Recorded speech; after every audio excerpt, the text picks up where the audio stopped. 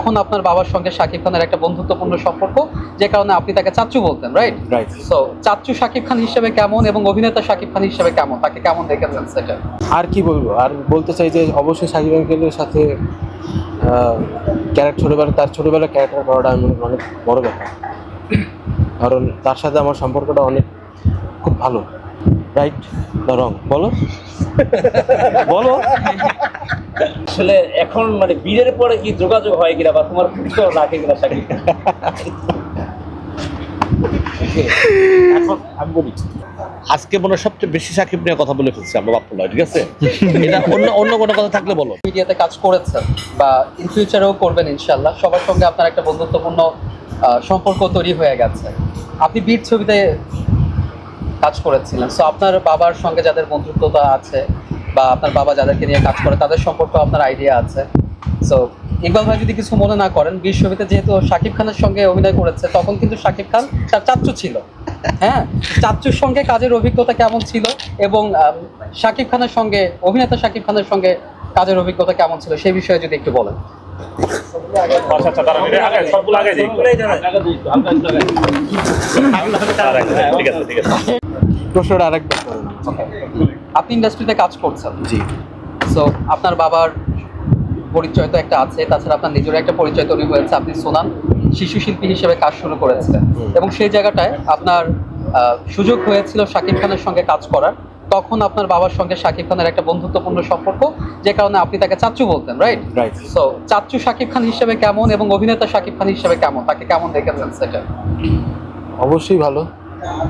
এবং বীর আমার প্রথম কাজ না, আমার প্রথম কাজ হচ্ছে পাসওয়ার্ড। তো বাবা আমাকে বলছিল যে সুরান, তোমাকে একটা ছোট্ট একটা ক্যারেক্টার আছে, আফসার অ্যাঙ্গেল বলছে আমাদের, যে আমার পাসওয়ার্ডের যে ডাইরেক্টর মালিক আফসারি, তা আফসার অ্যাঙ্গেল বলছে যে তোমার কথা, তোমার ছোট্ট একটা ক্যারেক্টার দিব আমি, ঠিক আছে? এটা বিশেষ করে আমার বাবার কথা হচ্ছে, বিশেষ করে আমার খুব একটা শখ, দেখি তুমি কেমন করতে পারো।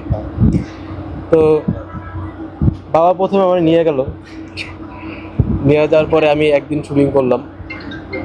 শুটিং করার পরে আপনারা পাসওয়ার্ড দেখছেন কিনা আমি জানি না, পাসওয়ার্ডে যে আমার যতটুকু ক্যারেক্টার ছিল, তুমি বলো।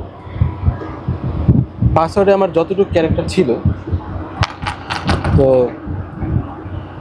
ততটুকু আমি বলবো যে এইটুক করার পরে যে আমি বীরে সাকিব আঙ্কেলের ছোটোবেলার ক্যারেক্টারটা যে আমি করতে পারছি, আমি মনে করি এটা আমার কাছে অনেক কিছু।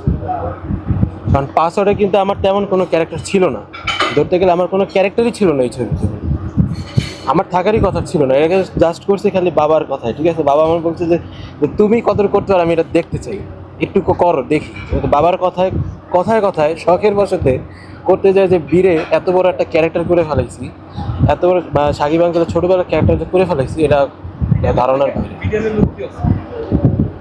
ঠিক আছে? তো আর কি বলবো, আর বলতে চাই যে অবশ্যই সাকিব আঙ্কেলের সাথে তার ছোটবেলার ক্যারেক্টার করাটা আমি মনে করি অনেক বড় ব্যাপার। কারণ তার সাথে আমার সম্পর্কটা অনেক খুব ভালো। এমনকি সে আমাকে দেখলে খুব আঙ্কেল, আমিও তাকে দেখলে আঙ্কেল। এমনকি আমি যতবারই তার সাথে শুটিং সেটে গেছি, ততবারই বাবা আমার তার সাথে যে আমার সাথে বসে গেছি, সুরান তুমি থাকো। আমি যতবারই শুটিং সেটে গেছি ততবারই সে বলছে যে সুরান কোথায়? রাইট না রং বলো? বলো। বলো। রাইট। অবশ্যই রাইট, ঠিক আছে? অর্থাৎ তার সাথে সম্পর্কটা আমার অবশ্যই অন্যরকম, এটাকে নিয়ে খারাপ কিছু বলা যাবে না। আর সেটে শাকিব খানকে কেমন দেখেছে সোনাম? সিরিয়াস সাকিব খান তো সে তো অভিনয় করছে, তো আমি বলবো যে খুবই ভালো। সোনাম, তোমার পক্ষে একটু বলতে চাই, সেটা হচ্ছে যে সামনে যদি আবার এই স্কোপটা তৈরি হয়, শাকিব খানের সাথে আপনার সিনেমা তৈরি করার সুযোগ থাকে, সেক্ষেত্রে আপনি কি করবেন? বাইরে চলে যাবো। হ্যাঁ, বাইরে চলে যাবো। বাইরে চলে যাবো। ইকবাল ভাইয়ের কাছে প্রশ্ন, যদি ও তো বাইরে চলে যাবো। আমি পরিচালকরা সুনানকে এবং শাকিব খানকে একটা সিনেমায় নিতে চায়, সেক্ষেত্রে আপনি পারমিশন দেবেন কি? না ও তো বাইরে চলে যাবো। ও সিনেমা পেশা না। বলো। আমি তো শোনো, তুমি বলো এখন। হ্যাঁ বলো। আচ্ছা তুমি বলো। আচ্ছা আমি বলি, আমি চলে যাচ্ছি বাইরে, তো আমার এই দেশে থাকার বেশি একটা আমার ইচ্ছা নাই। তো আল্লাহ যদি চায় আমি যাইতে পারি বাংলাদেশের বাইরে, তো ওইখানে আগে সেট হব, নিজের একটা নিজের মতো একটা জায়গায় যাব। যাওয়ার পরে এর মাঝখানে কি হয় না হয়, বাবার মধ্যে সাকিব কি হয় তা তো আমি জানবো না, তাই না? আর যদি ওরকম অফার থাকে তাহলে আমি সেটা ভাববো আমি। তোমার সাথে তো সাকিব একটা কোশ্চেন করি। হ্যাঁ।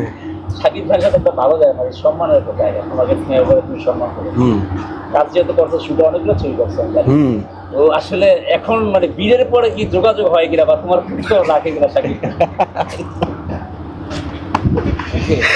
এখন আমি বলি তো অ্যাকচুয়ালি জি বলেন, 2-3টা সিনেমা করেছে, চারটা সিনেমাও করেছে শখে।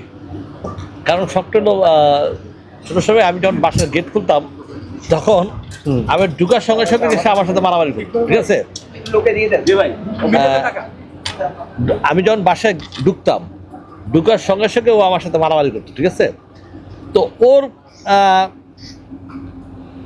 2-3টা শখ ছিল, সেটা আমি মিটাই দিচ্ছি। এখন অ্যাকচুয়ালি ও চলে যাবে বাংলা, খুব রিসেন্টলি বাংলাদেশের বাইরে চলে যাবে, এবং সেখানে সে পড়াশোনার জন্য চলে যাবে। আর সিনেমা তো ওর ফিউচার না, ওর ফিউচার হলো একটা ভালো বিজনেস। ও ভালো একজন বিজনেসম্যান হবে, ভালো একজন ব্যবসায়ী হবে, এটাই ওর টার্গেট, এটাই সব কিছু। তো কারোর সাথেই এখানে সিনেমা করার কোনো সুযোগ নাই, কারোর সাথেই কোনো করার কিছু নেই। যদি কখনো যদি আপনার মতো প্রডিউসার হতে চায়, সিনেমায় সেটাই আমি আসতেছি, সিনেমা নিয়ে ক্যারিয়ার করতে চায়, সেক্ষেত্রে আপনার সহযোগিতা সেটা আমি আসি। যদি কখনো কোনো দিন সুনান আসে, সেটা সুনান বাংলাদেশের খুব, আমি মনে করি আমার মতো একজন প্রডিউসার হিসাবে সুনান আসবে, এটাই আর কিছু না। আচ্ছা ইকবাল ভাই, একটু ব্যাপারটা যদিও শেষ, তারপর যদি শাকিব খান স্বয়ং বলে যে আমি সিনেমা বানাবো, সেক্ষেত্রে সুনানকে চাই, এবং আপনি সেক্ষেত্রে পারমিশন দিবেন কিনা? আমি তোমাদের একটা বলবো, আমি আজকে মনে হয় সবচেয়ে বেশি সাকিব নিয়ে কথা বলে ফেলছি আমরা বাপ্পুলা, ঠিক আছে? এটা অন্য কোনো কথা থাকলে বলো, ঠিক আছে? আমরা যতটুকু জানি যে আপনি গুলশানের চামেলি সিনেমার আগে একটি সিনেমা তৈরি করবেন, এরকম একটা নিউজ আছে আমাদের কাছে, এটা কতটা সত্য এবং এটা নিয়ে আপনি কি বলতে চান? গুলশানের চামলির আগে একটা সিনেমা করব খুব, এবং মোটামুটি ইনশাল্লাহ প্রক্রিয়াধীন চলতেছে, এবং গল্প রেডি হয়েছে, এবং অনেকের সাইনিংও দেওয়া হয়েছে। খুব রিসেন্টলি শুটিংও যাব, বাট ডিক্লারটা এখন দেবো না, ডিক্লারটা দেবো। সিনেমায় আপনার সহকর্মী কি আরশাদ আদনান বা আপনারা থাকছেন? আরশাদ আদনান আমার ফ্রেন্ড, ও থাকতে পারে, ঠিক আছে? থাকতে পারে, ভাইয়া এবং বাট আশা আমি এখন কারো ডিক্লেয়ার দেবো না, আমি না আমি বলি আরশাদ আদনান এবং জাহাঙ্গীর শিকদার দুইজনে মিলিতভাবে 3-4টা ছবি করবে আশা করি। অলরেডি 2টা খুব রিসেন্টলি হয়ে যাবে। আর বিশেষ করে 2028 সাল পর্যন্ত আমার কোনো শিডিউল নাই, কারণ একটা সিনেমা বানাতে 6 মাস সময় লাগে।